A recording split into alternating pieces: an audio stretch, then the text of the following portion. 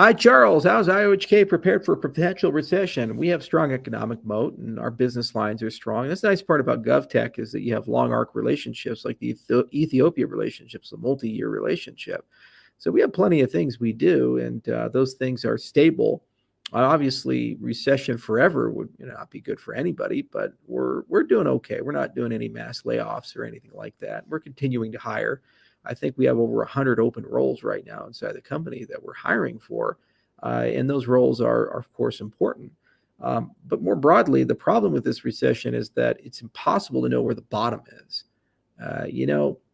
We have an issue where the government's just not being honest. First, inflation is transitory and it's not going to happen. And the overwhelming majority of economists agree that there's no inflation. And it's like everybody's like, well, you fucking crazy? You destroyed all the supply chains in the world and you've printed trillions of dollars out of thin air to shore up the economy. Of course prices are going to go up. You don't need a fucking PhD to figure this out, guys. It's very simple stuff.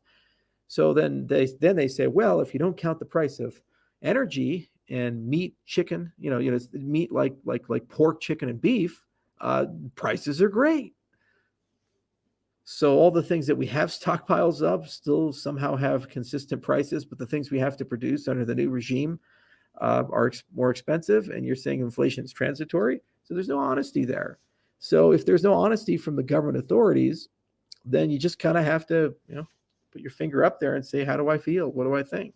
I think tech got hyper overvalued during the COVID era, and these unrealistic valuations are coming down. I think that there's still value in producing things. That's why I'm the ag tech, but it's not lost on me that hay is $350 a ton right now. It's nuts. It's also not lost on me that there's no reason for diesel and gasoline to be at these prices. Russia doesn't have that much of an influence on the global supply markets. There are other reasons for it. And depending on people's politics, they'll either engage with those reasons or not.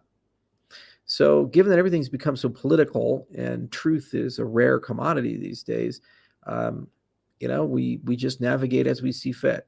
And we, of course, are more cautious and less ambitious about certain programs. And, there's things I'd love to do. Like for a long time, I've wanted to create my own trusted hardware modules that are open source. We're probably not going to do that until there's a bull market. There's a lot of products that I would like to pursue and launch and think about and be fun to explore. We're probably going to scale those back until this recession goes away. And it would be nice to live in an economic environment where I felt that the government's my partner in helping me succeed. And instead of an adversary that, the best case scenario is you can avoid the vampire as it rummages through your house and steals your shit. And the worst case is it discovers you and kills you. That's the current relationship we have with the U.S. government as an industry.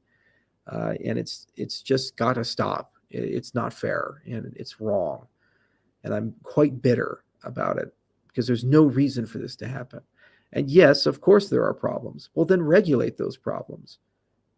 Sure, unrestricted speculation is there, but it's the Wall Street guys who are fucking doing it.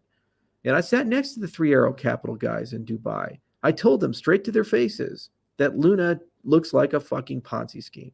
And they said, well, we're making massive returns. You're an idiot. And a month later, they're bankrupt. Yeah, these are real problems. Regulate them then. But don't look at the entire industry and say every single person in the industry is a criminal, bad actor. And I think that's another cause of it. The places that are doing well are being punished, and the places that aren't are being subsidized with cheap money. And the cheap money is destroying the economy. It's creating rampant inflation, and that has to clear through.